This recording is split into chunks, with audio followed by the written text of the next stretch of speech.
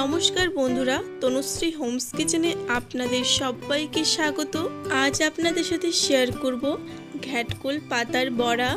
আর এই ঘ্যাটকোল পাতার বড়াগুলো খেতে এতটাই টেস্টি হয় যে আপনারা না খেলে একদমই বিশ্বাস করবেন না। আজকের এই বড়াগুলো আমি আপনাদের একদম সহজ পদ্ধতিতে তৈরি করে দেখাবো। আপনারা ভিডিওটা শেষ পর্যন্ত দেখতে থাকুন, আশা করছি আপনাদেরও ভালো লাগবে। বন্ধুরা, ভিডিওটি শুরু করার আগে আমার এই চ্যানেলটি যদি সাবস্ক্রাইব করা না থাকে সাবস্ক্রাইব করে নেওয়ার অনুরোধ রইল।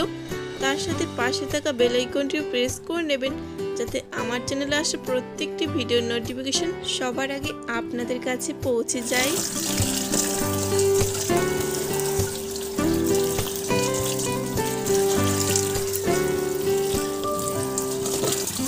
এবার এই ঘ্যাটকোল পাতাগুলো ভালোভাবে পরিষ্কার করে ধুয়ে তারপর সরু সরু করে কেটে নেব।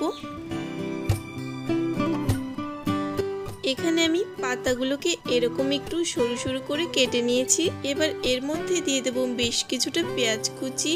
এখানে আপনারা যে যতটা ঝাল খেতে পছন্দ করেন সে অনুযায়ী এখানে কাঁচা লঙ্কাটা দিয়ে দেবেন। আর দিয়ে দেব কিছুটা রসুন কুচি। এবার দিয়ে দেব স্বাদ অনুযায়ী লবণ। তারপর দিয়ে দেব হাফ চামচ জিরে গুঁড়ো, হাফ চামচ লঙ্কা গুঁড়ো, আর দিয়ে দেব সামান্য পরিমাণে কিছুটা হলুদ গুঁড়ো। এবার এখানে আমি পরিমাণ অনুযায়ী বেসনটা দিয়ে দেব। আর এই বড়াটাকে মুচমুচে ভাবে তৈরি করার জন্য এখানে দিয়ে দেব কিছুটা চালের গুঁড়ো।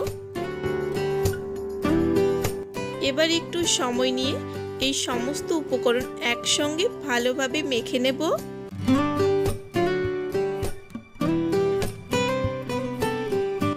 বড়া বানানোর জন্য এখানে আমার মিশ্রণটা ভালোভাবে তৈরি হয়ে গেছে। আর এই বড়ার মিশ্রণটা তৈরি করার সময় আমি কিন্তু এখানে কোনো রকম জল ব্যবহার করিনি।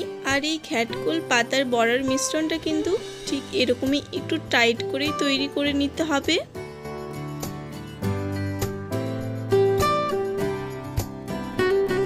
বড়াগুলো ভেজে নেওয়ার জন্য আগে থেকে মিডিয়াম আঁচে তেলটাকে হালকা করে গরম করে নিয়েছিলাম।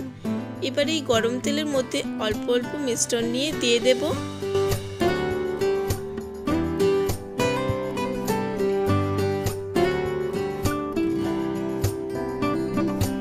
বড়াগুলো তেলে দেওয়ার পর এখন প্রথমে এই বড়াগুলোর একটা সাইড হালকা করে ভেজে নেব।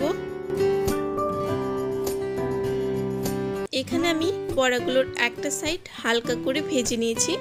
এবার এই বড়াগুলো পরের সাইডটা উল্টে দেব।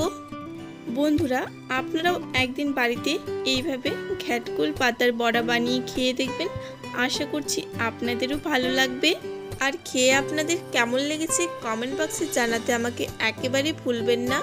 এবার একটু সময় নিয়ে গ্যাসের আঁচটা মিডিয়াম আঁচে রেখে এই বড়াগুলোকে খুব ভালোভাবে ভেজে নেব।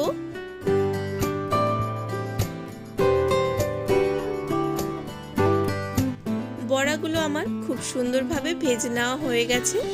আপনারা দেখেই নিশ্চয়ই বুঝতে পারছেন। এর থেকে আর কিন্তু এই বড়াগুলোকে খুব বেশি লাল করে ভাজবো না। এবার এই বড়াগুলোকে তেল ঝরিয়ে তুলে নেব। তারপর এই বড়াগুলোকে আপনারা যে কোনো কিছুর সঙ্গেই পরিবেশন করতে পারেন।